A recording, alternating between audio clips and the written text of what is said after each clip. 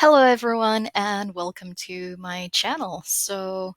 I think it has been a long time since the last time I made one of these videos. So here is a short introductory video to the virtual microscope. So I believe the last time I put something like this out was back in 2020. So if you have watched that video before, it's going to be a little bit similar, but as you can see in front of you, the page is now brand new. It's got a new layout. So let's do a deep dive and see what is up with the new version. Okay, so if this is your first time and you've never heard of a virtual microscope before, let's have a look at what it does. So what is a virtual microscope? So as the name suggests, this is a microscope that is open source, which means that yay, everybody gets to look at thin sections from anywhere on any device, provided that you have a good internet connection. So what this allows you to do is if you are revising for a mineralogy exam, or maybe you just want to look at more thin sections to get more familiar with rocks and minerals, this is the place for you. All right, so as you can probably see here, it has a lot of collections. There are some featured rocks, some specimens. So let's have a look here. Okay, so here we have a featured rock, and as you can see, it's not just normal rocks. We have lunar rocks as well on this website, which is amazing. How many labs have lunar samples? I don't think a lot of us have come across lunar samples before. Okay, so without further ado, so usually every sample will have a microscope view, an object view, and a fact sheet. So if we click on the specimen, okay, what will happen? All right, so what happens here is you get this amazing little fact sheet. So different samples come from different collections. So this one is the 2 mica granite from Aberdeen, all the way in Scotland. Okay, so for most samples, they will have this little paragraph describing what it's about. Some of them may have additional images about the sample. You have a map. You even have a geological map for some specimens, which is pretty cool. So that link took us to the BGS map, okay, the British Geological Society. So if you're from Malaysia, this is like our GMG map, which shows the geology of the region. So anyone want to guess what the pink rocks are? Okay, so coming back to our mica, to mica granite. Okay, so coming back to the sample, we can choose to either view the object. Okay, so that might take a bit of time to load depending on your internet connection.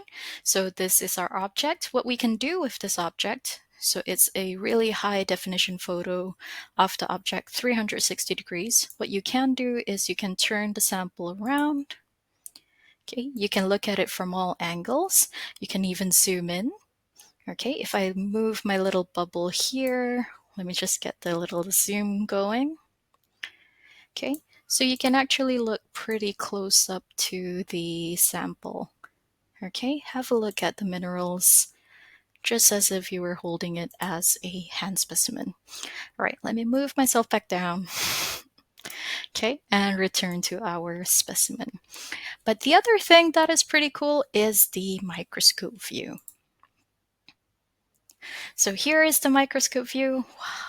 Okay, so what can we do with this microscope view? Again, let me just park myself in the corner so that we can see the controls down here. So here, as you can probably tell, we are in the plane polarized light view. So here we have our minerals, and we can even toggle it to cross polars, just like that. And just like your hand specimen, you can zoom in really close. Like, look at that. Hold on. So if your internet's a bit slow, let it load. It is a really high resolution photograph. So look at those feldspars. Okay, so you can go in really close But you're probably wondering, what if I wanted to spin the stage? Like I do in petrology or petrography class. Okay, so what you can do, if you've noticed these little circles, okay, the little circles with the numbers, let me just zoom back out. Okay, so these are selected spots on your sample which you could spin the stage for. Okay, so move myself back down here. Okay, so here it is. It's currently set to 0 degrees. What you can do if you are on a touch screen device, whether that is your tablet or your smartphone, you can use your finger to spin it around. If you are on your desktop, you can use your mouse. Just click, hold, and spin. So as you spin, you will be able to look at the pleochrysm of the sample. You can look at the extinction angle of the samples. And best of all, it does record what angle you are at. So that will come in handy with describing your angles. We do have a little scale bar down here. And let's say you really like the position of this biotite for some reason, and you want to share it with your friends in exactly this position. So instead of telling them that it's at 154 and they have to spin all the way to 154 by themselves, you can actually hit share. And it comes with a handy dandy link which shows the exact position in which you are looking at right now. So yeah, very handy. So this will also come in handy if you are doing an assignment, for example. Let's say your lecturer uses Virtual Microscope for teaching. You can copy a link to say that this was the angle at which I was sketching my sample. Okay, so you will see that there are two things here. Return to specimen, that takes you back to the fact sheet. If you press back, that goes back to the microscope view. Okay, a few other handy things you have here are the ruler. You can even measure stuff. Okay, so you can bring out a handy dandy ruler on screen to measure your minerals. You can even toggle this to be angle as well. So to measure the angle, you will need to click twice and it will show you the angle of that line. Okay, so something like that. There you go. And that is some of the extra things. Okay, so you can just use your mouse, move around, and have a look at all of these minerals. So last but not least, okay, so those are just some of the basics. So you can explore these on your own. Moving myself back here. Okay, so if you want to explore a little bit more, step one, you can press on explore. So you can filter things by title, their description, any accessory minerals, what collection do you want it to be from. It's all up to you. So let's say you're really interested in some schist. Ignore all of my autofills there. Okay, so let's say you're just looking for some schist because you really love your metamorphics. Like, ooh, look at this guy, garnet mica schist. So you can click on microscope. And there you go. Okay, so if you've noticed, like, this particular view doesn't have the little numbery things, you can't spin it like you would on the previous sample I showed.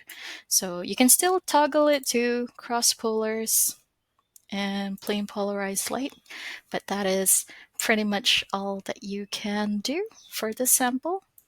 Okay, so you can have a little explore to see what are the details. So like I said, most of them would have quite a detailed description. Some of them don't.